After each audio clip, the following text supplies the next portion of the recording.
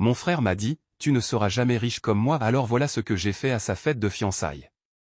On dit que le succès est la meilleure vengeance. Mais d'abord, il faut être vu pour être perçu comme ayant réussi. J'ai passé ma vie comme un fantôme dans ma propre famille, la fille oubliée, éclipsée par mon frère en or, Liam.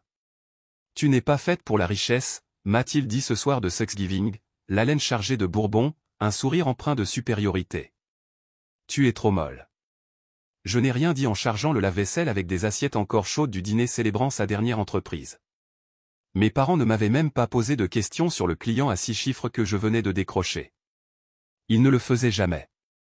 J'ai regardé mon reflet dans la fenêtre sombre de la cuisine Harper Wilson invisible, la déception de la famille, et je me suis fait une promesse. Je construirai un empire en silence.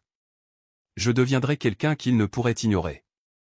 Et un jour, quand le moment serait parfait, quand Liam serait au sommet absolu de son autosatisfaction, je révélerai à quel point ils avaient tous été aveugles. Non pas parce que j'avais encore besoin de leur approbation, mais parce que j'avais besoin qu'ils voient exactement qui j'étais devenu pendant qu'ils ne regardaient pas. Ils pensaient que la richesse n'était pas pour les gens comme moi. Très bien. Je leur montrerai de quoi les gens comme moi étaient vraiment capables.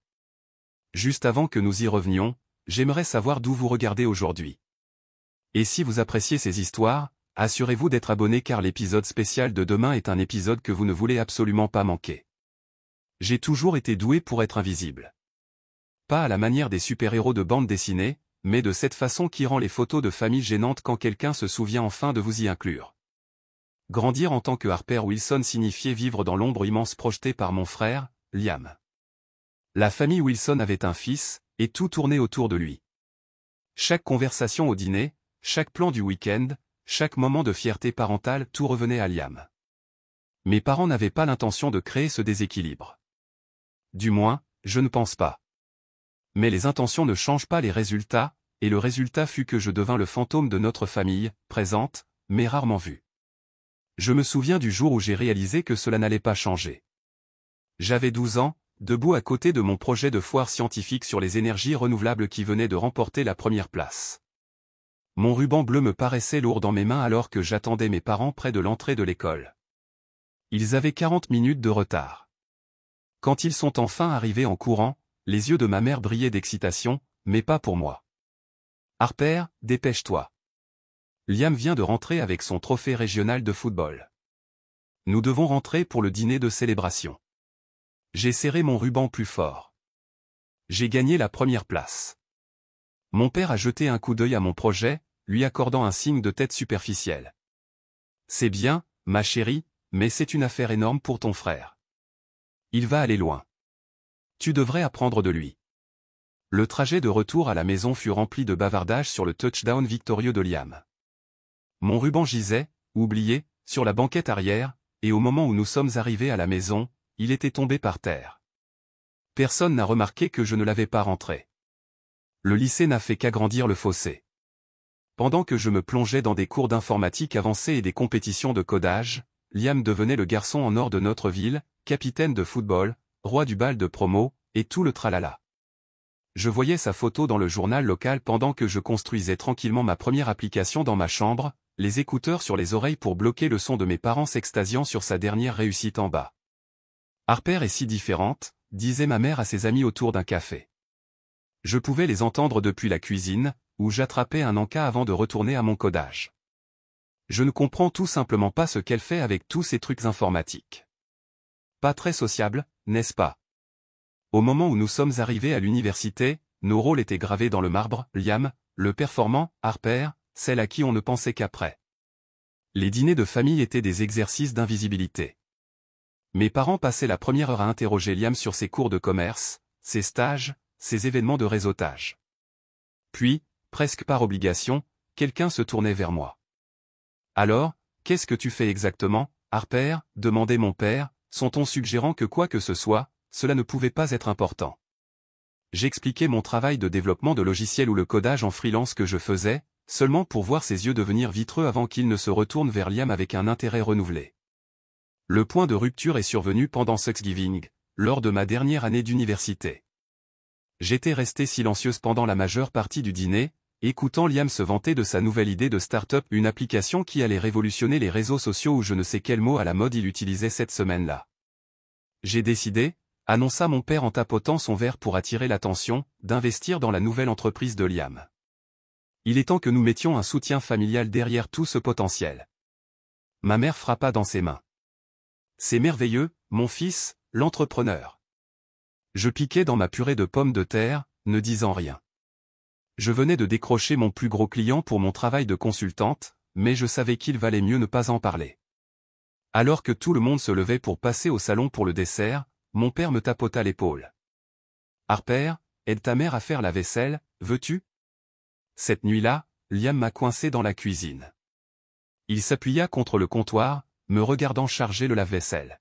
« Tu sais, dit-il en faisant tourner un whisky cher que mon père lui avait versé, certaines personnes l'ont, et d'autres non. L'argent, c'est tout dans ce monde, Serette. Certains d'entre nous sont nés pour gagner. » Il but une gorgée, les yeux brillants par-dessus le bord du verre. Et certains d'entre nous, eh bien, tu sais. Je n'ai rien dit, j'ai juste disposé méthodiquement les assiettes. Ne le prends pas personnellement, continua-t-il, prenant mon silence pour de la peine plutôt que pour une résolution bouillonnante. Tu n'es tout simplement pas faite pour la richesse. Tu es trop molle. Trop préoccupée par tes petits projets de codage au lieu de voir la situation dans son ensemble. Plus tard, après que tout le monde fut allé se coucher, ma mère descendit me trouver encore debout, travaillant sur mon ordinateur portable à la table de la cuisine. « Ma chérie » soupira-t-elle en resserrant sa robe de chambre autour de sa taille. « Ne penses-tu pas qu'il est temps que tu te ranges, que tu trouves un emploi stable? Peut-être quelque chose de fiable ?» Elle insista sur le mot « fiable », comme si ma consultation en logiciel était une phase d'enfance que je devais dépasser. « Tout le monde ne peut pas être comme ton frère. » « Je sais, maman, dis-je doucement, sans lever les yeux. Je n'essaie pas d'être comme lui. » Ce qu'elle ne savait pas, c'est que je venais de conclure un accord qui me rapporterait plus que le salaire annuel de mon père. Ce qu'elle ne savait pas, c'est que je venais de verser un acompte pour mon premier appartement. Ce qu'elle ne savait pas, ce qu'aucun d'eux ne savait, c'est que j'avais des projets et de grands projets. Cette nuit-là, après que ma mère fut retournée se coucher, je suis allé dans la salle de bain et je me suis regardé dans le miroir, la banale Harper Wilson, la fille invisible, celle à qui on ne pensait qu'après dans la famille. Vous me verrez un jour, murmurai-je à mon reflet, en regardant mes yeux se durcir de détermination, mais pas avant que je sois prête. Le lendemain matin, je me suis éclipsé tôt, avant que quiconque ne soit réveillé. J'ai laissé un mot disant que j'avais une urgence professionnelle, ce qui n'était pas entièrement faux. J'avais du travail à faire, mais pas le genre qu'ils imaginaient.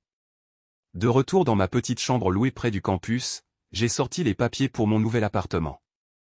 Ce n'était pas grand-chose, un 2 pièces dans un quartier correct de la ville, mais c'était à moi, payé avec l'argent que j'avais gagné.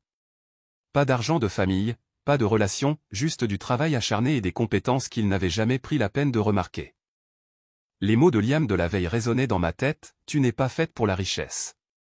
J'ai ouvert mon ordinateur portable et j'ai regardé mon solde bancaire. Ce n'était pas des millions, mais ça augmentait régulièrement. Ma liste de clients s'allongeait. Ma réputation dans certains cercles technologiques se construisait. Tout cela sous le radar, tout en jouant le rôle de la fille décevante à la maison. Peut-être que Liam avait raison. Peut-être que je n'étais pas faite pour la richesse. Pas le genre tape à accent grave-l'œil, celui où l'on étale son argent, qu'il appréciait. Mais j'étais définitivement faite pour quelque chose. Et pour la première fois, je me suis permis d'imaginer vraiment ce que ce quelque chose pourrait devenir. Ils n'en ont aucune idée, me dis-je, un sourire se dessinant sur mon visage alors que je commençais à coder. La fois suivante où j'ai vu ma famille, c'était à Noël. Rien n'avait changé. Liam dominait la conversation avec des récits sur les progrès de sa start-up. Mon père rayonnait de fierté. Ma mère s'agitait autour de lui. J'ai joué mon rôle, la fille silencieuse qui était encore en train de se chercher. Personne ne m'a posé de questions sur mon entreprise. Personne n'a remarqué ma nouvelle confiance, et c'était exactement comme ça que je le voulais. Mon appartement est devenu mon laboratoire. Pendant la journée, je consultais pour des clients, création de sites web, dépannage de systèmes, le travail standard qui payait les factures. Mais la nuit, c'est là que la vraie magie opérait. Pendant des mois, j'ai vécu de ramen et de détermination. Mon salon s'est transformé en un nid de câbles, de moniteurs et de tasses de café vides. Le sommeil est devenu un luxe que je ne pouvais pas me permettre. Je construisais quelque chose de plus grand que moi, un système de sécurité IA capable de prédire et de neutraliser les cybermenaces avant qu'elles ne se matérialisent. Tu es folle, a dit Trevor, l'une des rares personnes qui savait sur quoi je travaillais. C'était un ancien camarade de classe devenu mon confident. Tu le sais, n'est-ce pas? C'est le genre de projet sur lequel des équipes entières chez Google passent des années à développer. Je n'essaie pas d'être Google, ai-je répondu, sans lever les yeux de mon clavier. J'essaie d'être meilleur. 3 mois plus tard, je me reconnaissais à peine. Mes yeux étaient perpétuellement injectés de sang à force de regarder du code. Mon appartement était devenu moins un foyer qu'une caverne. Mais l'algorithme fonctionnait. Il détectait des schémas que les analystes humains manquaient, prédisant des brèches avant qu'elles ne se produisent dans mes environnements de test. La percée est arrivée un mardi. J'avais fait des simulations toute la nuit quand mon téléphone a sonné. Est-ce Harper Wilson? La voix appartenait à un homme que je ne reconnaissais pas, oui, ai-je répondu prudemment. Ici James Blackwell, PDG de Sentinel Security. Un de nos analystes est tombé sur votre présentation à l'Underground DevCon le mois dernier. Nous aimerions parler de l'octroi d'une licence pour votre modèle prédictif. J'ai serré le téléphone plus fort. Comment avez-vous obtenu ce numéro? Il a ri. Dans notre secteur, trouver des coordonnées est la partie facile. C'est trouver des gens avec votre talent qui est difficile. La réunion a eu lieu dans un bureau élégant du centre-ville. Je portais la seule tenue professionnelle que je possédais, une simple robe noire qui avait connu des jours meilleurs. Mais je suis entré la tête haute, portant un ordinateur portable qui contenait du code valant plus que le bâtiment dans lequel nous étions assis. 6 chiffres, a dit Blackwell après la démonstration. Licence exclusive pour 1 an. J'ai failli accepter sur le champ. 6 chiffres, c'était plus d'argent que je n'en avais jamais vu. Mais quelque chose en moi, la partie qui se souvenait de chaque regard dédaigneux de ma famille, m'a fait hésiter. Non exclusive, et doublez votre offre. Blackwell a haussé un sourcil. Nous savions tous les deux que c'était une contre-offre audacieuse, mais nous savions aussi tous les deux ce que mon système pouvait faire. Marché conclu, a-t-il dit après une longue pause.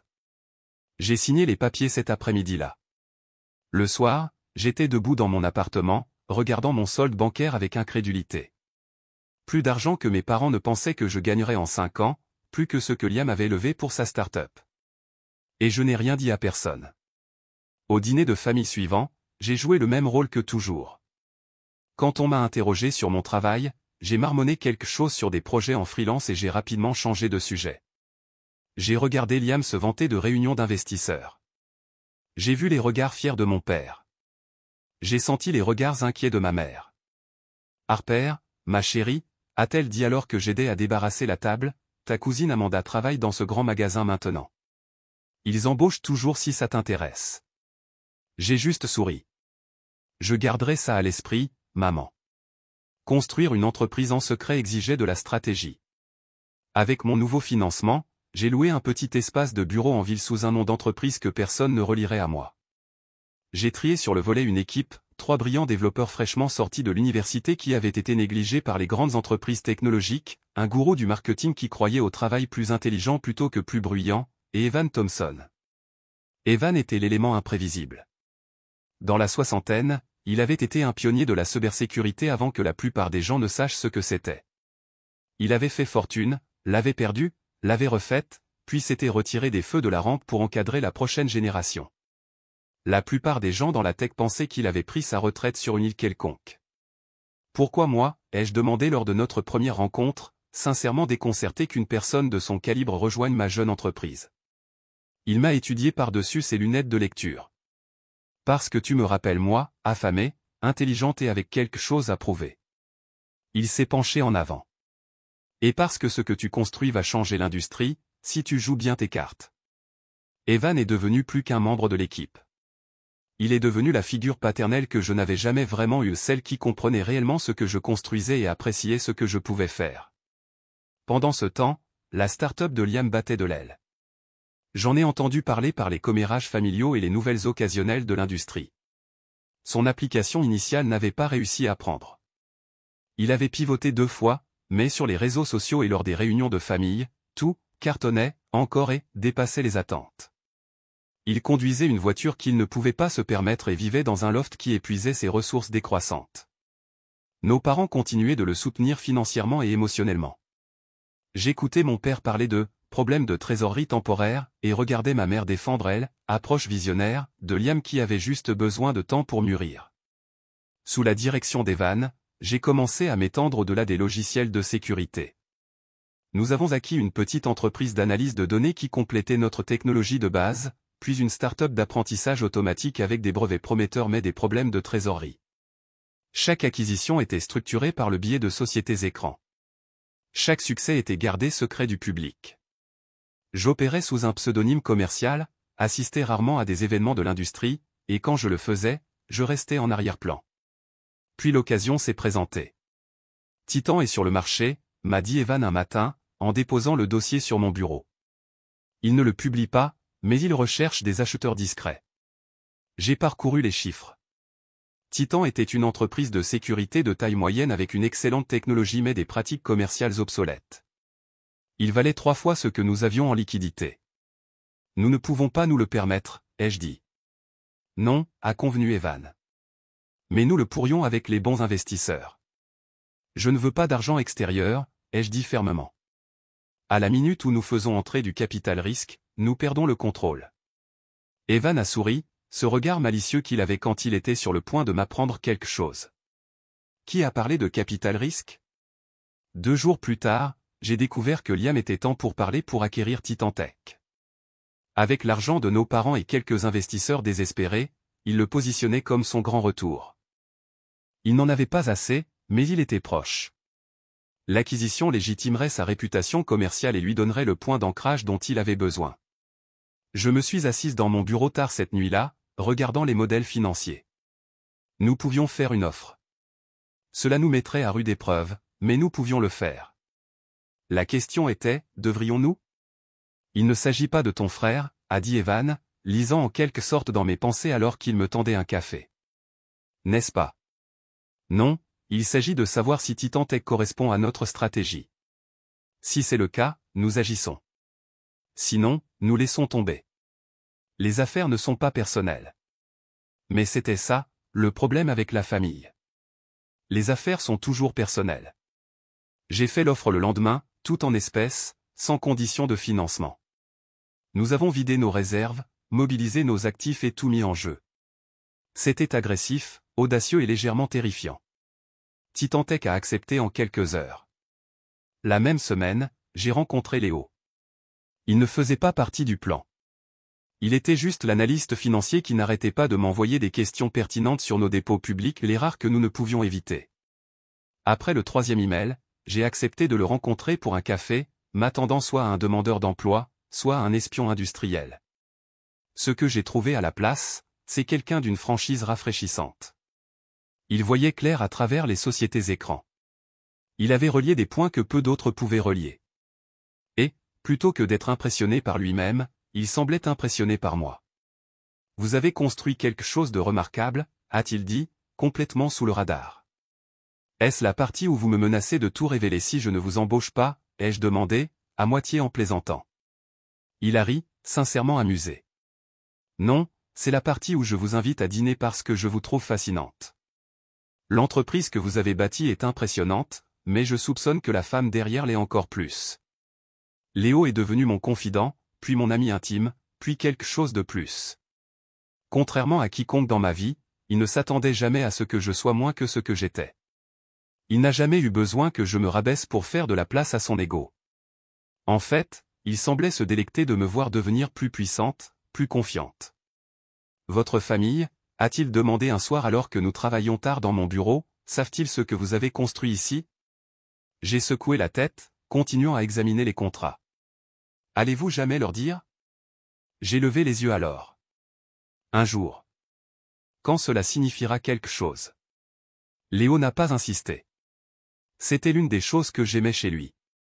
Il comprenait le poids des attentes familiales, le besoin de définir le succès selon ses propres termes. Un mois après l'acquisition de Titan, Evan m'a tendu une enveloppe. Qu'est-ce que c'est, ai-je demandé. Un avertissement, dit-il gravement, et quelques conseils. À l'intérieur se trouvait un rapport de notre division de renseignement, l'entreprise de Liam était au bord de l'effondrement. Il s'était surendetté, surengagé, et était à quelques semaines de la faillite. La seule chose qui le maintenait à flot était l'argent de nos parents et ses propres mensonges de plus en plus désespérés. Dans l'enveloppe se trouvait également une note manuscrite d'Evan, « Tu construis quelque chose d'extraordinaire ici, mais souviens-toi, les ombres peuvent te protéger pendant que tu grandis, mais finalement tu devras entrer dans la lumière. Quand ce jour viendra, sois prête à contrôler le récit. Ils connaîtront tous ton nom bien assez tôt. » J'ai fixé la note pendant un long moment. Puis j'ai ouvert mon ordinateur portable et j'ai commencé le processus de consolidation de nos entreprises sous une nouvelle société mère. J'ai créé des comptes offshore pour protéger nos actifs. J'ai déposé des marques, obtenu des brevets et verrouillé notre propriété intellectuelle. Je ne construisais plus seulement une entreprise, je construisais une forteresse, un royaume. Et pourtant, chaque fois que je rendais visite à ma famille, j'étais juste Harper, la fille qui travaillait avec des ordinateurs et qui semblait s'en sortir, pas mal. Le contraste entre mes deux mondes est devenu presque comique. Dans l'un, je prenais des décisions qui affectaient des centaines d'employés et des millions de revenus. Dans l'autre, ma mère me demandait encore si j'avais envisagé de retourner à l'école pour obtenir un vrai diplôme. « Ton jour viendra », m'a assuré Léo un soir alors que je revenais d'un autre dîner de famille frustrant. Et quand il viendra, j'espère être là pour le voir. Tu le seras, ai-je promis. Au premier rang. Ce que ni l'un ni l'autre ne savions, c'est à quel point ce jour arriverait vite. L'invitation est arrivée un mardi. Papier cartonné épais, de couleur crème, dans une enveloppe doublée d'or, livré par coursier plutôt que par courrier ordinaire parce que, bien sûr, c'était comme ça. Avant même de l'ouvrir, je savais qu'elle venait de Liam. Monsieur et Madame Wilson ont l'honneur de vous inviter à la célébration des fiançailles de leur fils, Liam Wilson, avec Mademoiselle Olivia Barrett. Sous l'écriture fleurie se trouvait une note manuscrite dans le style distinctif de Liam, tenue de soirée exigée. Richesse bienvenue. J'ai ri aux éclats, un son amer qui a résonné dans mon appartement Pentouze, celui que personne de ma famille n'avait jamais visité, celui avec la vue sur la ville qui coûtait plus cher que la maison de mes parents. Richesse bienvenue. Comme si la richesse était un invité plutôt que le but même de la célébration. Quelque chose d'amusant, demanda Léo, levant les yeux de son ordinateur portable où il examinait les projections trimestrielles. Je lui ai tendu l'invitation. Mon frère se fiance. Léo parcourut la carte, son sourcil se haussant à la note de Liam. Charmant comme toujours. Il posa l'invitation. Vas-tu y aller? C'était la question, n'est-ce pas? Après des années à construire mon empire en secret, à regarder Liam chanceler tout en prétendant qu'il réussissait, à être négligé et sous-estimé par toute ma famille, étais-je enfin prête à sortir de l'ombre? Je ne sais pas, ai-je admis. Plus tard dans la nuit, mon téléphone a vibré avec une notification de discussion de groupe familial. J'y participais rarement, mais je ne pouvais toujours pas me résoudre à la quitter entièrement. Cousine Amber, OMG. La fête de fiançailles de Liam va avoir lieu à l'hôtel Windsor. Cet endroit est dingue. $. Tante Suzanne, si fière de lui. Il suit les traces de son père. Cousin Tyler, @harp, tu viens? Tu as un plus un ou tu voles toujours en solo? Clin d'œil, cousine Amber, sait-elle même quoi porter pour un truc comme ça? Lol. J'ai posé le téléphone sans répondre. La piqûre familière de leur dédain me semblait plus sourde maintenant, plus comme un écho d'une vieille douleur qu'une blessure fraîche. Pourtant, une partie de moi, la partie qui serait toujours la petite sœur négligée, hésitait. Le lendemain matin, j'étais assise à mon bureau, l'invitation appuyée contre mon écran d'ordinateur. À travers les parois de verre, je pouvais voir mon entreprise bourdonnée d'activités, développeurs, analystes, chefs de projet, tous travaillant sur une technologie qui révolutionnait la cybersécurité, tous faisant partie d'un empire que j'avais bâti pendant que ma famille pensait que j'étais encore en train de me chercher. Tu es distraite, observa Evan en se laissant tomber sur la chaise en face de mon bureau. À 65 ans, il se déplaçait avec l'énergie de quelqu'un de plusieurs décennies plus jeune. Son esprit était toujours le plus vif que je connaisse. Mon frère se fiance. Evan savait tout sur Liam et ma famille. Au cours des 3 années où il avait été mon mentor, il avait entendu toutes les histoires, assisté à toutes les réunions de famille où je revenais jouer le rôle de l'insignifiant Harper. Oh, dit-il simplement. Et tu te demandes si c'est le moment? J'ai hoché la tête. Evan avait toujours su me lire mieux que quiconque, sauf Léo. J'ai construit tout ça en silence, dis-je en désignant le bureau au-delà. Une partie de moi veut que ça reste comme ça. Continuer à construire. Attendre que nous entrions en bourse l'année prochaine. Et l'autre partie? J'ai soupiré. L'autre partie veut entrer dans cette fête et regarder leurs visages quand ils réaliseront que je les ai tous surpassés pendant qu'ils étaient occupés à avoir pitié de moi. Evan resta silencieux un long moment, son expression pensive. Puis il fouilla dans sa mallette et en sortit une enveloppe. J'allais te donner ça pour ton anniversaire le mois prochain, mais maintenant semble plus approprié. À l'intérieur se trouvait une photographie, moi, à 12 ans, debout à côté de mon projet de foire scientifique.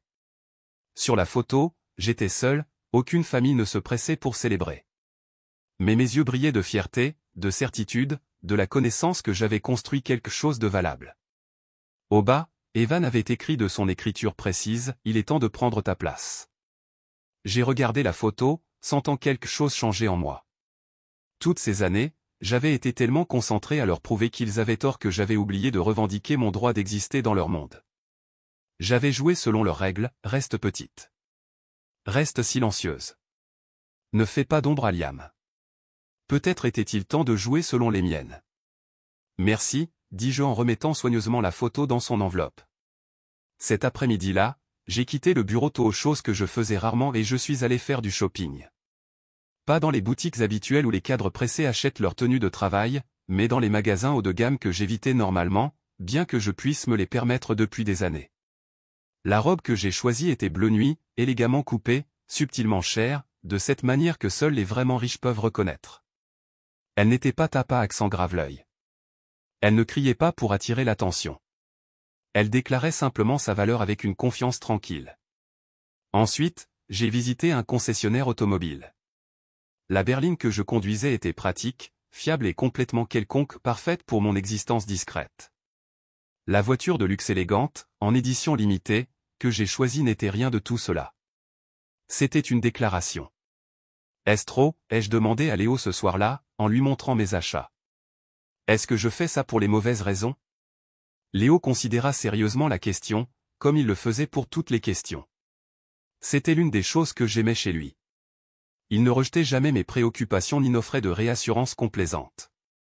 La vengeance est un mobile parfaitement humain, dit-il finalement. Mais je ne pense pas que ce soit de ça qu'il s'agisse. Pas vraiment. Non, secoua-t-il la tête. Il s'agit d'entrer dans ta vérité. Tu es resté silencieuse assez longtemps, Harper. Laisse-les t'entendre sans élever la voix. Je me suis appuyé contre lui, puisant de la force dans sa présence stable. Et s'ils n'aiment pas ce qu'ils voient? Alors c'est leur perte, dit-il simplement. Mais tu seras enfin vu. La vraie toi. Cette nuit-là, j'ai rêvé d'un souvenir d'enfance que j'avais presque oublié. J'avais 9 ans, à une fête au bord de la piscine pour l'un des coéquipiers de football de Liam. Je lisais tranquillement sur une chaise longue quand Liam et ses amis m'ont repéré. « Et, Harper » a-t-il appelé, arborant ce sourire charmant qui trompait tout le monde sauf moi. « Viens ici une seconde. » Je me suis approché avec prudence. Quand j'ai été à portée de main, il m'a attrapé le bras et m'a poussé dans la partie profonde de la piscine, vêtements, livres et tout. Alors que je refaisais surface, crachant et humilié, tout le monde a ri. Même nos parents, qui avaient assisté à toute la scène, gloussaient. « Détends-toi, Harper » a dit mon père alors que je sortais, l'eau dégoulinant de mes vêtements. C'était juste une blague. Dans mon rêve, la scène se déroulait différemment. Cette fois, quand j'ai refait surface, je ne crachais pas, je souriais. Cette fois, j'ai tendu la main et j'ai tiré Liam après moi. Cette fois, c'est moi qui riais. Je me suis réveillé en sursaut, le rêve encore vivace. Pendant un moment, je suis resté allongé dans l'obscurité de ma chambre, en train de digérer. Puis j'ai attrapé mon téléphone et j'ai tapé un message rapide dans le chat de groupe familial, j'ai hâte à la fête de fiançailles. J'y assisterai avec un invité. Il était temps d'arrêter de se noyer et de commencer à nager. Le lendemain, j'ai demandé à mon assistante de libérer mon emploi du temps pour la semaine de la fête. J'ai engagé un styliste pour parfaire mon look. J'ai pris des dispositions pour le smoking de Léo. J'ai fait tout cela tout en dirigeant mon entreprise, en concluant une acquisition majeure et en préparant une réunion du conseil d'administration. 3 jours avant la fête, un petit paquet est arrivé à mon bureau. À l'intérieur se trouvait une élégante boîte à bijoux d'un créateur renommé. La note jointe disait simplement « pour l'armure, pas pour le spectacle ». À l'intérieur se trouvait une paire de boucles d'oreilles en saphir qui s'accordaient parfaitement à ma robe. Léo, qui faisait rarement de grands gestes, avait en quelque sorte su exactement ce dont j'avais besoin, pas de diamantap à accent grave-l'œil qui criait pour attirer l'attention, mais quelque chose d'élégant et de fort, comme moi. La veille de la fête, j'ai sorti la petite boîte élégante que j'avais achetée des semaines auparavant. À l'intérieur, il n'y avait ni bijoux, ni argent, ni rien de matériel. C'était de la documentation, la preuve irréfutable de ce que j'avais construit, de ce que je possédais et, plus important encore, la preuve que je détenais désormais la majorité des parts de l'entreprise défaillante de Liam grâce à une série de sociétés écrans et d'acquisitions stratégiques. Il ne le savait pas encore, mais Liam Wilson travaillait désormais pour sa petite sœur. Et demain, tout le monde le saurait aussi. Alors que je fermais la boîte et la posais avec mon sac à main, mon téléphone a sonné. C'était Evan. « Es-tu prête ?» demanda-t-il, sans s'embarrasser de politesse. « Je pense que oui, » dis-je. « Souviens-toi, » dit-il, sa voix douce mais ferme, « demain, il ne s'agit pas d'eux. Il s'agit de toi qui te permet enfin d'être vu. Le reste n'est que révélation collatérale. » J'ai ri de son choix de mots. Révélation collatérale. J'aime ça. Tu as mérité ce moment, Harper. Pas à cause de ce que tu as construit, aussi impressionnant soit-il, mais à cause de ce que tu es devenu en le construisant. Après que nous ayons raccroché, je me suis tenu près de la fenêtre de mon Penthouse, regardant les lumières de la ville. Quelque part là-bas, Liam célébrait probablement sa dernière nuit en tant qu'enfant prodige, le favori, celui qui réussissait. Il n'avait aucune idée de ce qui allait arriver. Je pensais que je me sentirais nerveuse, ou vindicative, ou même triste. Au lieu de cela, je me sentais calme, prête. Demain, il ne s'agissait pas de vengeance. Il s'agissait de vérité. Il s'agissait de prendre enfin la place que je méritais. J'ai repris la carte RSVP une dernière fois, passant mon doigt sur les mots « richesse bienvenue ». Oh, Liam, murmurai-je pour moi-même, un petit sourire jouant sur mes lèvres. Tu n'as aucune idée. Le jour de la fête de fiançailles de Liam arriva avec un temps parfait, ensoleillé et doux, comme si même les éléments conspiraient pour rendre la journée spéciale de mon frère impeccable. Approprié, vraiment. Liam Wilson avait toujours été béni par la chance. Ou du moins, c'est ce que tout le monde croyait. Léo ajusta sa cravate alors que nous étions assis dans ma nouvelle voiture devant l'hôtel Windsor. Le bâtiment historique se dressait devant nous, sa façade en calcaire brillant sous le soleil de l'après-midi.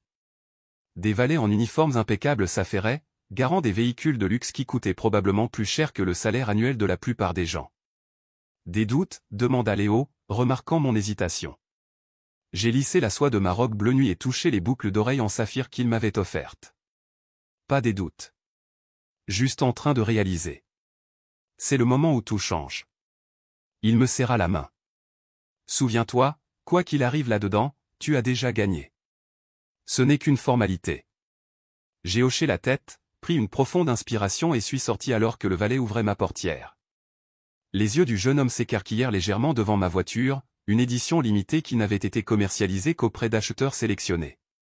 Sa réaction était un petit avant-goût de ce qui allait suivre. Alors que nous marchions vers l'entrée, j'ai aperçu des visages familiers du lycée, des parents éloignés et des amis de la famille. Quelques-uns ont eu un mouvement de recul. Une de mes anciennes camarades de classe s'est même arrêtée en pleine conversation, son verre de champagne figé à mi-chemin de ses lèvres, alors qu'elle essayait de concilier la Harper Wilson dont elle se souvenait avec la femme qui s'approchait maintenant. « C'est Harper » ai-je entendu quelqu'un murmurer. Elle a l'air différente. À l'intérieur, la salle de bal était un monument à l'excès. Des lustres en cristal pendaient à des plafonds à caissons. Des arrangements floraux valant des milliers de dollars ornaient chaque table. Un quatuor à cordes jouait dans un coin. C'était exactement le genre d'étalage que Liam choisirait, opulent, évident, conçu pour impressionner. Harper. La voix de ma mère transperça le brouhaha ambiant. Elle portait une robe chère mais quelque peu démodée. Ses cheveux parfaitement coiffés, son sourire crispé. Elle m'a fait la bise, me touchant à peine. Tu es venu, finalement. Et tu as l'air approprié. La chose la plus proche d'un compliment qu'elle pouvait gérer. J'ai simplement souri. Voici Léo, ai-je dit en présentant l'homme à mes côtés. Les yeux de ma mère brillèrent d'intérêt en observant le costume sur mesure de Léo et sa confiance tranquille. Oh. Et que faites-vous, Léo? Analyse financière, répondit-il avec aisance. Pour l'entreprise de Harper. Avant que ma mère ne puisse digérer cela, elle fut appelée par un traiteur pour une question urgente concernant les amuse-gueules. Elle s'empressa de partir avec un « Amusez-vous bien. Votre père est quelque part par là, distrait. Léo et moi nous sommes dirigés plus profondément dans la fête. J'ai aperçu mon père tenant le crachoir avec certains de ses associés, gesticulant largement alors qu'il riait de l'histoire qu'il racontait. Quand il m'a vu, son expression a vacillé brièvement de surprise avant de retrouver une reconnaissance polie. Un signe de tête. Rien de plus. L'accueil classique de la famille Wilson. Nous avons trouvé un endroit calme près d'une des fenêtres allant du sol au plafond, donnant sur les jardins de l'hôtel. Un serveur a offert du champagne. J'ai accepté, plus pour avoir quelque chose à faire de mes mains que par désir de boire. C'est elle, n'est-ce pas? Une voix de femme, inconnue mais chaleureuse. Vous devez être Harper. Je me suis retourné pour trouver une femme saisissante, au début de la trentaine, me regardant avec des yeux intelligents. Sa robe était de bon goût plutôt que tape à accent grave l'œil. Ses bijoux, minimalistes mais exquis. Olivia Barrett, dit-elle en tendant la main. Votre future belle-sœur, apparemment. Je l'ai aimée immédiatement à la note ironique dans sa voix quand elle a dit, apparemment, la franchise de son regard. Elle n'était pas ce à quoi je m'attendais pour Liam. Ravi de vous rencontrer, dis-je en lui serrant la main. Voici Léo. La sœur mystérieuse, songea Olivia, ignorant les gens qui essayaient d'attirer son attention. Liam ne parle pas beaucoup de vous. Je ne suis pas surprise. Olivia étudia mon visage. Il devrait. Vous êtes bien plus intéressante que la plupart des gens ici. Elle jeta un coup d'œil autour de la pièce avec une nuance subtile mais indubitable de dédain. J'espère que nous aurons l'occasion de parler correctement un jour, sans tout ça. Avant que je puisse répondre, Liam s'est matérialisé à ses côtés, passant son bras possessivement autour de sa taille. Il portait un smoking qui coûtait probablement plus cher qu'il ne pouvait se le permettre, son sourire aussi étudié et creux que jamais. Harper, dit-il, son ton empreint de condescendance. Tu es venu. Et tu es, pas mal. Son regard glissa vers Léo, l'évaluant puis le rejetant en l'espace d'un battement de cœur. Tu t'es trouvé un cavalier, je vois. Léo, ai-je corrigé? Mon partenaire. Partenaire, répéta Liam en ricanant. Quelle modernité. Que fais-tu, Léo? Laisse-moi deviner, support informatique? Léo sourit agréablement. Stratégie d'investissement, en fait. J'aide Harper à gérer son portefeuille. Les sourcils de Liam se haussèrent imperceptiblement. Portefeuille? Eh bien, ma petite sœur a quelques actions. Elle monte dans le monde. Quelque chose comme ça, ai-je répondu, gardant une expression neutre. Olivia lança à Liam un regard que je ne pus tout à fait interpréter, quelque part entre l'agacement et la curiosité.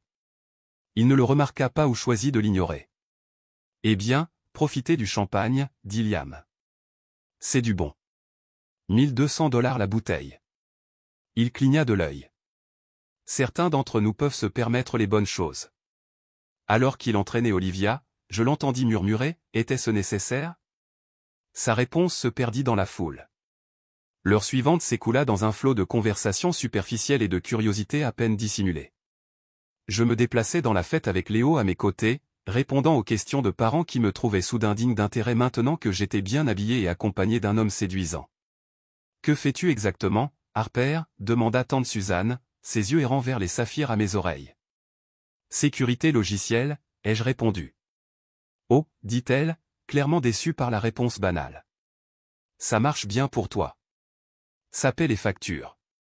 Plusieurs fois, j'ai entendu des chuchotements en passant, des cousins spéculant sur ma robe, tu crois qu'elle est louée, des connaissances d'enfants s'interrogeant sur Léo, comment l'a-t-elle eu, des parents exprimant leur surprise face à ma transformation, elle ressemble vraiment à une Wilson ce soir. Rien de tout cela ne me piquait comme avant. Leurs opinions me semblaient petites, insignifiantes. J'avais dépassé le besoin de leur approbation sans même qu'ils remarquent que j'avais changé.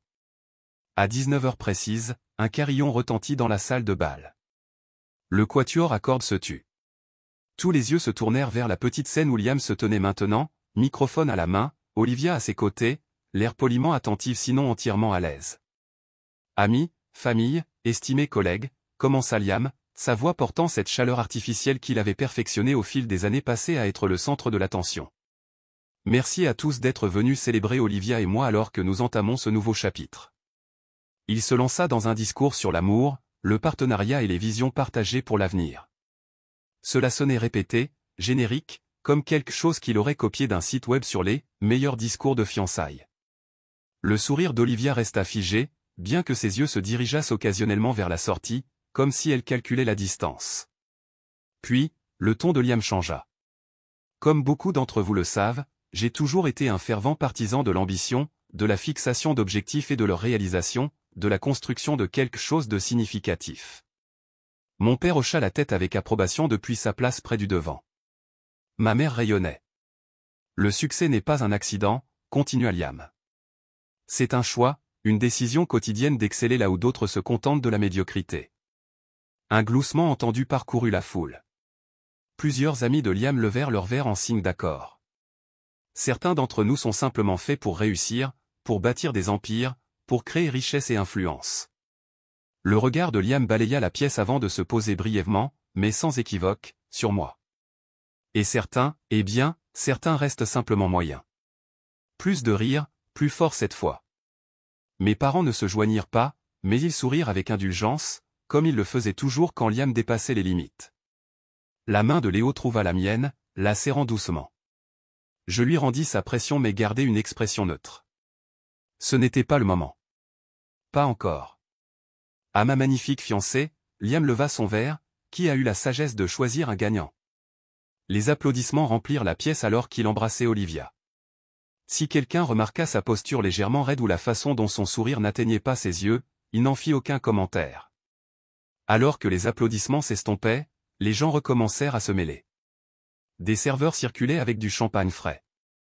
Le quatuor reprit son jeu. Le moment de tension et d'opportunité semblait être passé, mais j'en avais fini d'attendre. D'un pas calme et délibéré, je me dirigeai vers la scène. Léo suivait à quelques pas derrière, me laissant de l'espace mais restant assez proche pour me soutenir. Alors que j'approchais, les conversations à proximité se turent, les têtes se tournèrent. Liam, au milieu des félicitations d'un groupe d'admirateurs, me vit arriver. Un éclair d'agacement traversa son visage. « Excusez-moi, dis-je, ma voix calme mais claire. » Le cercle autour de Liam s'écarta à contre-cœur. L'expression de mon frère était un mélange d'irritation et de condescendance.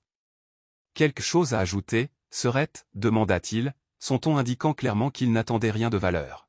« En fait, oui. » J'ai souri. J'ai apporté quelque chose pour le marié. De ma pochette, j'ai sorti l'élégante boîte que j'avais préparée, petite, discrète, bouleversante. Liam la regarda avec une vague suspicion. « Tu n'avais pas à m'offrir quoi que ce soit, Harper. »« Oh, mais si. » Je la lui tendis. « Ouvre-la. » Peut-être était-ce la confiance inhabituelle dans ma voix. Peut-être était-ce une simple curiosité. Quelle que soit la raison, Liam prit la boîte, ses mouvements prudents, comme si elle pouvait contenir quelque chose d'embarrassant. En soulevant le couvercle, son expression passa de la suspicion à la confusion. À l'intérieur se trouvait un seul document, la page de garde d'un accord de fusion avec des sections surlignées montrant la nouvelle structure de propriété de son entreprise. « Qu'est-ce que c'est ?» demanda-t-il, la suffisance d'auparavant ayant disparu de sa voix. « De la documentation, » répondis-je calmement, « de l'entreprise que je t'ai rachetée il y a 6 mois et un mot personnel. » J'ai fait un signe de tête vers la carte pliée sous le document. La pièce était devenue complètement silencieuse. Même le quatuor avait cessé de jouer, sentant le changement d'atmosphère. Tout le monde regardait maintenant, mes parents, Olivia, des parents éloignés, les amis de Liam. Tous les yeux étaient fixés sur le garçon en or et sa sœur invisible. D'une main visiblement tremblante, Liam déplia la note. En la lisant, la couleur quitta son visage. Ses yeux revinrent en hâte sur le document de fusion, puis sur moi, l'incrédulité luttant contre une horreur naissante. « C'est une blague, dit-il, mais sa voix manquait de conviction. « Vérifie les signatures, suggérai-je doucement. Tu verras qu'elles sont toutes bien réelles. » Il feuilleta les pages, s'arrêtant à la dernière où se trouvaient les signatures d'autorisation. Je ne comprends pas, dit-il, sa voix maintenant à peine audible. Comment as-tu? J'existe peut-être discrètement, dis-je, répétant les mots de ma note, mais je ne suis jamais resté immobile. Félicitations pour tes fiançailles, Liam. Je fis une pause, laissant le moment s'étirer. PS. Tu travailles pour moi maintenant.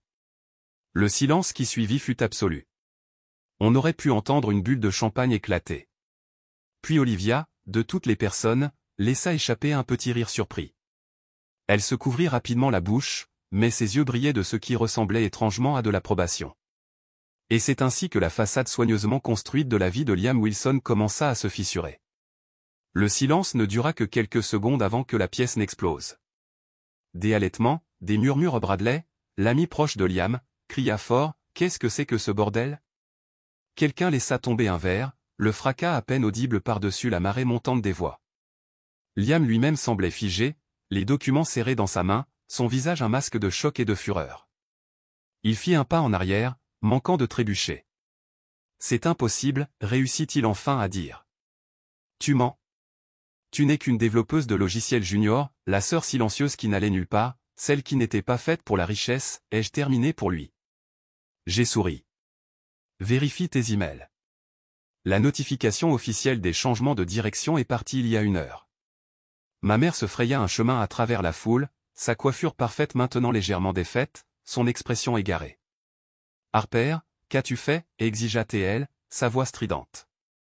Qu'est-ce que c'est? Des affaires, maman, répondis-je calmement. Juste des affaires. Ça doit être une blague, dit mon père, apparaissant aux côtés de ma mère. Il attrapa les papiers des mains de Liam. Laisse-moi voir ça. En parcourant les documents, son visage s'assombrit. Mon père avait peut-être été aveuglé par le favoritisme, mais il n'était pas stupide. Il était dans les affaires depuis assez longtemps pour reconnaître un contrat légitime quand il en voyait un. Ceci semble être en ordre, admit-il, sa voix tendue. Il leva les yeux vers moi avec un nouveau regard, pas de fierté exactement, mais avec une réévaluation à contre-cœur. Comment as-tu réussi ça? Avant que je puisse répondre, Liam sembla sortir de sa stupeur. Il se jeta en avant, m'attrapant le bras. Tu m'as ruiné, cria-t-il, son sang-froid brisé. Espèce de sournoise, traîtresse. Je choisirai mes prochains mots avec soin, interrompit Léo, sa voix calme mais portant un avertissement indubitable alors qu'il s'interposait entre nous. Vous êtes en train de faire toute une scène à votre propre fête de fiançailles. Liam regarda autour de lui avec égarement, se souvenant soudain où nous étions. Des dizaines d'invités regardaient, bouche bée. Des téléphones étaient apparus dans les mains, enregistrant sans aucun doute. Son image de succès soigneusement cultivée s'effondrait en temps réel. Est-ce vrai? C'est Olivia qui parla, les yeux fixés sur les documents maintenant entre les mains de mon père. L'entreprise de Liam est à vous? Tech Fusion Holdings a acquis le contrôle majoritaire il y a 6 mois, ai-je confirmé. Ainsi que 3 de ses filiales. 6 mois, répéta Olivia. Elle se tourna vers Liam, son expression se durcissant. Tu m'as dit que l'entreprise prospérait, que nous étions financièrement stables. Le visage de Liam rougit. Nous le sommes. Ce n'est qu'un malentendu. Une situation temporaire. En fait, dis-je, c'est tout à fait permanent. Le conseil d'administration a voté à l'unanimité la semaine dernière pour restructurer la direction. Avec effet immédiat. Un homme grand et distingué, la soixantaine, se détacha de la foule. C'est pour ça que tu m'as appelé hier, demanda-t-il à Liam. Pour obtenir un financement d'urgence? Tu as dit que c'était pour une expansion. L'expression de Liam était une réponse suffisante. Lentement, délibérément, Olivia retira l'énorme bague en diamant de son doigt et la posa sur une table voisine. Je crois que j'ai besoin d'air, dit-elle doucement, puis s'éloigna sans un regard en arrière. Olivia, attends. Liam commença à la suivre, mais son ami Bradley lui attrapa le bras. Mec, contrôle des dégâts, murmura-t-il. Tout le monde regarde. En effet, il regardait. La foule avait formé un cercle lâche autour de notre drame familial, les expressions allant du choc à un plaisir mal dissimulé de voir une chute aussi spectaculaire. Le visage de ma mère s'était effondré dans la confusion et la détresse. Je ne comprends pas, dit-elle en se tournant vers moi. Comment as-tu pu faire ça à ton frère? À ta famille? Je n'ai pas fait ça pour blesser qui que ce soit, répondis-je honnêtement. J'ai construit quelque chose de valeur. Le fait que cela ait croisé les intérêts commerciaux de Liam était une coïncidence. Un mensonge, mais nécessaire. Ce n'était ni le moment ni l'endroit pour déballer des années de ressentiment et de manœuvres calculées. Coïncidence, cracha Liam. Tu as délibérément ciblé mon entreprise. Ton entreprise défaillante, ai-je corrigé. Celle que tu soutiens avec l'argent de papa et les mensonges des investisseurs depuis 2 ans. Diligence raisonnable élémentaire. Plusieurs personnes en costume coûteux échangèrent des regards à cette remarque. Des investisseurs potentiels, probablement, ceux que Liam avait courtisés avec des promesses de succès imminents. Tu n'as aucune idée de ce dont tu parles, insista Liam, mais sa voix manquait de conviction. En fait, si. Votre taux de consommation de trésorerie dépasse les revenus de 43%. Vos 3 derniers lancements de produits n'ont pas atteint les prévisions. Votre infrastructure technique est obsolète et vos meilleurs développeurs passent discrètement des entretiens ailleurs depuis des mois. J'ai haussé les épaules. Diligence raisonnable élémentaire. Mon père me regardait comme s'il me voyait pour la première fois. Quelle est la taille de ton entreprise, Harper? Demanda-t-il, sa voix étrangement contenue. La valorisation actuelle est juste en dessous de 2 milliards de dollars, dis-je. Avant l'introduction en bourse. Le chiffre flottait dans l'air comme une présence physique, 2 milliards de dollars. Plus que ce que mon père avait gagné durant toute sa carrière. Plus que ce que Liam aurait pu espérer réaliser avec ses startups chancelantes et ses présentations tape à accent grave l'œil. Ce n'est pas possible, murmura ma mère. Ce n'est pas seulement possible, Madame Wilson. C'est un fait. C'était Evan, se matérialisant au bord de la foule. Bien que n'étant pas invité, il était venu quand même, se glissant discrètement pour assister au moment qu'il m'avait aidé à préparer. Votre fille est l'une des innovatrices les plus respectées en cybersécurité. Elle n'utilise simplement pas son vrai nom professionnellement. Et vous êtes? Demanda mon père. Evan Thompson. J'ai eu le privilège de travailler avec Harper ces 3 dernières années. La reconnaissance se dessina sur le visage de mon père. Tout le monde dans la tech connaissait Evan Thompson, le pionnier légendaire qui avait disparu de la scène publique des années auparavant. Vous avez travaillé avec ma fille? Non, corrigea Evan. J'ai travaillé pour votre fille, en tant que son conseiller technologique en chef. Cette révélation provoqua une autre onde de choc dans la foule. Les téléphones tapaient furieusement maintenant, cherchant sans aucun doute mon nom, essayant de le relier à un succès technologique qu'ils avaient manqué. Mais tu as toujours dit que tu faisais juste des trucs d'ordinateur, dit ma mère d'un ton accusateur, comme si mon succès était une sorte de trahison personnelle. Des petits projets, du travail en freelance. Vous n'avez jamais demandé de détails, ai-je souligné. Vous étiez trop occupé à me demander quand j'aurais un vrai travail ou que je me rangerais. Un éclair de culpabilité traversa son visage. Nous étions inquiets pour toi. Tu semblais si désorienté.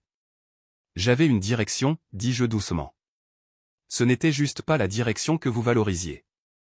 La confrontation aurait pu continuer, mais à ce moment-là, Olivia revint, l'expression calme bien que légèrement empourprée. Elle se dirigea directement vers moi, ignorant la tentative de Liam de l'intercepter. J'aimerais parler, dit-elle, en privé. Alors que je la suivais dans un coin tranquille de la salle de bal, j'entendis mon père poser à Léo des questions à la chaîne sur les finances, les valorisations, la position sur le marché. Les réponses de Léo étaient polies mais délibérément vagues. Courtoisie professionnelle, même maintenant. Tu aurais dû me le dire, dit Olivia une fois que nous fûmes relativement seuls, avant que j'accepte sa demande en mariage. Nous ne nous sommes jamais rencontrés avant aujourd'hui, lui ai-je rappelé. Et Liam et moi ne sommes pas vraiment proches. Elle eut un petit rire sans joie. Non, j'avais compris ça. Elle jeta un coup d'œil en arrière au chaos que nous avions laissé. Il m'a dit que sa sœur n'était personne, que tu jalousais son succès. Il le croyait, dis-je. C'était plus facile que d'admettre qu'il n'avait jamais pris la peine de voir qui j'étais vraiment. Olivia m'étudia attentivement. Tu sais quelle est la partie la plus étrange? Je ne suis même pas surprise. Il y avait toujours quelque chose qui clochait dans ces histoires de succès. Trop répétées. Trop parfaites. Elle tordit sa bague nue à son doigt, absente. J'aurais dû faire confiance à mon instinct. Je suis désolé, dis-je, et je le pensais. Il ne s'agissait pas de te blesser. Je sais. Elle redressa les épaules. Honnêtement, tu aurais dû le traiter plus mal. Tu lui as offert un poste de débutant, n'est-ce pas? C'était dans ta note? J'ai hoché la tête, surprise qu'elle connaisse ce détail. Tu aurais dû le virer sur le champ, dit-elle, puis sourit légèrement à mon expression. Quoi? Je ne suis pas une épouse trophée, Harper. Je dirige une organisation à but non lucratif avec un budget annuel de 10 millions de dollars. Je sais comment fonctionnent les affaires. Pourquoi étais-tu avec lui? Je n'ai pas pu m'empêcher de demander. Son sourire s'effaça. Il était charmant, attentionné, et je croyais qu'il construisait quelque chose de significatif. Elle soupira. Leçon apprise. Alors qu'elle s'éloignait, j'ai ressenti un étrange mélange de justification et de tristesse. Liam avait perdu plus que son entreprise aujourd'hui. Il avait perdu quelqu'un qui aurait pu sincèrement tenir à lui, s'il avait été honnête avec elle. Quand je suis retourné dans le groupe principal, la dynamique avait changé. Mon père était en pleine conversation avec Evan, son expression intense. Plusieurs des associés de Liam s'étaient rapprochés de Léo, lui tendant des cartes, espérant clairement des présentations aux mystérieux fondateurs technologiques qu'ils avaient négligés. Ma mère se tenait seule, l'air perdu.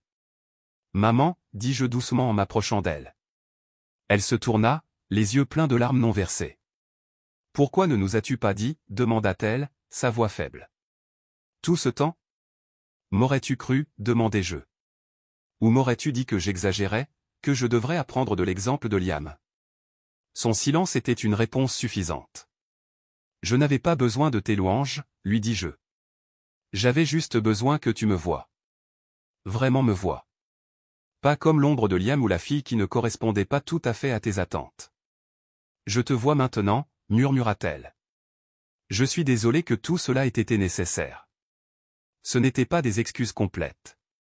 Cela n'abordait pas des années de dédain, de favoritisme, d'amour conditionnel, mais c'était un début, une fissure dans la façade, tout comme celle de l'image soigneusement construite de Liam.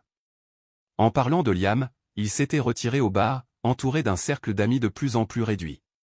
Son visage était empourpré par l'alcool et l'humiliation, sa cravate desserrée, son apparence parfaite se détériorant de minute en minute. Quand il me vit le regarder, il leva son verre dans un toast amer. « Félicitations, sœurette » lança-t-il, sa voix pâteuse. « Tu as ruiné ma fête de fiançailles. »« Tu l'as fait toi-même, » répondis-je, sans méchanceté, « quand tu as construit ta vie sur des mensonges. »« Oh, et toi, tu es si parfaite, » ricana-t-il. Mademoiselle la milliardaire secrète, jouant la victime toutes ces années tout en complotant contre moi. Je n'ai jamais comploté contre toi, Liam. J'ai construit quelque chose pour moi-même. Le fait que tu vois ça comme une attaque en dit plus sur toi que sur moi. Il rit, un rire dur et cassant. Alors, quoi maintenant? Tu veux que je te supplie pour un travail, que je travaille pour ma petite sœur? Je l'ai considéré un instant, mon frère en or, maintenant terni par ses propres choix. Une partie de moi avait imaginé ce moment différemment. Dans mes fantasmes, je lui avais offert un poste de débutant, le regardant se tortiller face à ce renversement de rôle. Mais en étant là, maintenant, voyant la douleur sincère sous sa bravade, j'ai découvert que je ne voulais plus de cela. Non, dis-je finalement. C'était une erreur de ma part. Tu n'es pas fait pour la culture de mon entreprise. Un soulagement traversa son visage, rapidement remplacé par de la suspicion. Alors quoi? Alors rien. Ton entreprise est maintenant sous nouvelle direction. Tu recevras une indemnité de départ équitable. Ce que tu en feras, c'est ton choix. Je me suis retourné pour partir, mais sa voix m'a arrêté. Je ne comprends pas, dit-il, une confusion sincère perçant à travers la colère. Si ce n'était pas pour la vengeance, pourquoi le révéler comme ça? Pourquoi ne pas nous le dire en privé? Je l'ai regardé, ce frère qui ne m'avait jamais vraiment vu. Parce que j'avais besoin que vous compreniez tous, je n'ai jamais été invisible. Vous ne faisiez simplement pas attention. 3 semaines après la désastreuse fête de fiançailles de Liam, je me tenais devant la maison de mes parents, hésitant avant de sonner. La modeste maison de banlieue semblait plus petite, moins imposante qu'elle ne l'avait été quand j'étais enfant. Tu n'es pas obligé de faire ça, dit Léo à côté de moi. Nous pourrions encore prendre ce vol pour Milan. Je lui souris, puisant de la force dans sa présence stable. Je sais, mais j'ai besoin de clore ce chapitre correctement. Quand ma mère ouvrit la porte, elle avait l'air plus âgée, plus réservée. La façade parfaitement entretenue montrait des fissures, ses cheveux moins impeccablement coiffés, ses vêtements plus décontractés. « Harper, dit-elle, une chaleur sincère dans la voix. Entre. Ton père est dans le bureau. » La maison sentait la même chose, le rôti de peau signature de ma mère, la légère odeur de pain du produit à polir les meubles qu'elle avait toujours utilisés. Certaines choses n'avaient pas changé. Mon père se leva quand nous entrâmes dans le bureau, tendant la main à Léo avant de se tourner vers moi. Le geste était maladroit, formel, comme s'il n'était pas tout à fait sûr de la manière d'interagir avec sa fille maintenant que leur position s'était si radicalement inversée. « Harper, dit-il. Nous avons lu des articles sur toi. Ton entreprise, c'est impressionnant. » Venant de lui, c'était un grand éloge. « Merci, dis-je simplement. » Nous nous assîmes, nous quatre, dans un silence lourd de mots non dits. Ma mère tripotait son alliance. Mon père s'éclaircit la gorge plusieurs fois. « Liam a quitté la ville, dit finalement ma mère. Il va rester chez ton oncle à Seattle pendant un moment. » J'ai hoché la tête, sans surprise. Disparaître était plus facile que d'affronter les conséquences de ses actes. « Le mariage est annulé, continua-t-elle. Olivia a rendu tous les cadeaux. » Une pause. Elle m'a appelé, tu sais, elle a dit certaines choses sur Liam, sur la façon dont nous l'avons élevé. Maman ? Commençai-je, ne voulant pas que cela devienne une autre séance de conversation centrée sur Liam. Elle leva la main. Non, laisse-moi finir. Elle avait raison. Nous ne lui avons rendu aucun service, en le louant toujours, en lui trouvant des excuses. Ses yeux rencontrèrent les miens et les rencontrèrent vraiment, peut-être pour la première fois depuis des années. Et nous ne t'avons pas vu. Je ne t'ai pas vu. Je suis désolé. Les mots que j'avais attendus si longtemps. Ils ne guérissaient pas magiquement les vieilles blessures, mais ils créaient un espace pour que quelque chose de nouveau puisse grandir. Je n'ai jamais eu besoin d'être la favorite, dis-je doucement. J'avais juste besoin d'être vu. D'être valorisé pour qui j'étais réellement, pas pour qui vous auriez souhaité que je sois. Mon père se tortilla inconfortablement. Nous avions tort, admit-il, les mots clairement difficiles pour lui, à propos de vous deux. Nous pensions savoir à quoi ressemblait le succès. Il eut un petit sourire désabusé. Clairement, nous ne le savions pas. Nous avons parlé pendant des heures. Vraiment parlé, peut-être pour la première fois. De mon entreprise, des années de construction en silence, de la raison pour laquelle j'avais tout gardé secret. Pas seulement pour surprendre Liam, mais parce que j'avais eu besoin de me prouver à moi-même que je pouvais le faire sans leur validation, sans l'approbation de personne d'autre que la mienne. J'aimerais que vous rencontriez quelqu'un, dis-je finalement. Le mentor qui a cru en moi quand personne d'autre ne le faisait. Les yeux de mon père s'illuminèrent d'intérêt. Evan Thompson ? J'ai lu ses articles des débuts de la sécurité Internet. Un homme brillant. Il est plus que brillant, dis-je. Il est gentil. Il a vu du potentiel en moi quand tout le monde ne voyait pas grand-chose. Alors que nous nous préparions à partir, ma mère me serra dans ses bras. Vraiment me serra dans ses bras. Pas l'étreinte superficielle à laquelle j'étais habitué. Nous sommes fiers de toi, murmura-t-elle, pas à cause de ce que tu as construit ou de ce que ça vaut, mais parce que tu l'as fait à ta manière, malgré nous. Ce n'était pas une réconciliation parfaite. Il y avait trop d'années de souffrance pour cela. Mais c'était honnête, une base sur laquelle nous pourrions peut-être construire quelque chose. Le mois suivant, j'ai lancé l'initiative Wilson pour les femmes dans la technologie, un programme de mentorat conçu pour aider les filles et les jeunes femmes qui, comme moi, pourraient être négligées par les systèmes de soutien traditionnels. Le programme offrait des bourses, des stages et un mentorat direct de femmes ayant réussi dans l'industrie. Lors de l'événement de lancement, une jeune journaliste a levé la main pendant la séance de questions-réponses. Madame Wilson, vous avez opéré dans un anonymat quasi total pendant des années, construisant l'une des entreprises de cybersécurité les plus prospères sans reconnaissance publique. Pourquoi avez-vous décidé d'entrer sous les feux de la rampe maintenant? J'ai soigneusement réfléchi à la question. Je suis restée silencieuse parce que j'étais occupée à construire. D'abord mon entreprise, puis ma confiance. Maintenant, je construis des opportunités pour les autres, et cela nécessite de la visibilité. La réponse a satisfait la salle, mais ce n'était qu'une partie de la vérité.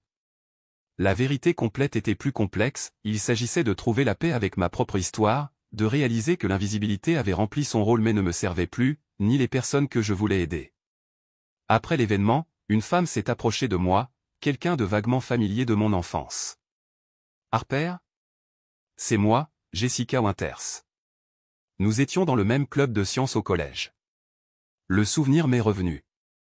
Jessica avait été la seule à avoir vraiment regardé mon projet de foire scientifique toutes ces années auparavant, à avoir posé des questions réfléchies alors que tout le monde se précipitait pour voir les trophées de football de Liam. Je me souviens, dis-je en souriant. Vous travaillez sur les alternatives énergétiques durables. Ses yeux s'écarquillèrent de surprise et de plaisir. Vous vous souvenez de ça? C'était il y a 15 ans. C'était impressionnant, dis-je simplement. Je remarque les choses impressionnantes. Jessica rit. Eh bien, je travaille toujours sur l'énergie durable. Pas avec autant de succès que vous avez abordé la cybersécurité, mais je progresse. Elle hésita. En fait, je développe un protocole de sécurité pour les implémentations de réseaux intelligents. J'adorerais avoir votre avis un jour. Nous avons échangé nos coordonnées, promettant de nous rencontrer pour un café. Une autre connexion reconstruite. Un autre morceau de mon passé recadré, non pas comme une période d'invisibilité, mais comme le fondement de ce que j'étais devenu. Quant à Liam, fidèle à lui-même, il disparut de la scène publique. Des rumeurs circulèrent selon lesquelles il lançait une nouvelle entreprise à Seattle, qu'il était allé travailler pour un concurrent, qu'il avait complètement quitté la technologie. J'ai choisi de ne pas suivre ces histoires. Son chemin était le sien à parcourir maintenant, séparé du mien. Léo et moi nous sommes mariés 6 mois plus tard. Pas un grand mariage mondain comme Liam l'avait prévu, mais un rassemblement intime de personnes qui nous connaissaient et nous appréciaient vraiment. Evan a porté un toast qui a fait rire tout le monde et m'a fait pleurer. Mes parents étaient présents, toujours un peu gauche mais essayant sincèrement. Même Olivia est venue, dirigeant maintenant une version élargie de son organisation à but non lucratif avec un financement de démarrage de ma fondation. Cette nuit-là, alors que Léo dormait à côté de moi, je me suis surprise à penser à la photo qu'Evan m'avait donnée, Harper, 12 ans, se tenant fièrement à côté de son projet scientifique, seul mais intrépide. Je me suis levé doucement et je suis allé à mon bureau, sortant un bloc-notes. Cher moi plus jeune, écrivis-je. Ils t'ont dit que tu étais invisible, mais ils avaient tort. Tu as toujours brillé. Ils ne regardaient simplement pas dans ta direction. Leur cécité n'a jamais été ton échec. Le chemin à venir est plus difficile que tu ne l'imagines, mais aussi plus gratifiant. Tu construiras quelque chose d'extraordinaire, non par dépit ou par vengeance, mais parce que la création est dans ta nature. Tu trouveras des gens qui te voient clairement, qui valorisent non seulement ce que tu peux faire, mais qui tu es. La douleur ne disparaît pas complètement. Les vieilles blessures laissent des cicatrices. Mais ces cicatrices deviennent une partie de ta force. Elles te rappellent ce que tu as surmonté, le chemin que tu as parcouru. Plus important encore, tu apprendras que prendre de la place n'est pas égoïste, qu'être vu n'est pas de la vanité, que ta voix compte non pas malgré ta discrétion, mais à cause de la profondeur qu'elle contient. Ils avaient l'habitude de rire quand tu disais que tu avais des projets. Maintenant, ils te citent dans les conseils d'administration. Mais ce n'était jamais le but, n'est-ce pas? Le but a toujours été de construire quelque chose qui compte. Et tu l'as fait. Tu le feras. Avec amour et fierté, ta future toi. J'ai plié la lettre et l'ai glissée dans le cadre avec la photographie à un message à travers le temps qui ne serait jamais envoyé mais qui avait en quelque sorte déjà été reçu. La fille silencieuse avec le projet scientifique avait toujours connu sa valeur. Elle avait juste besoin de temps pour le montrer au monde. Et maintenant, enfin, le monde prêtait attention.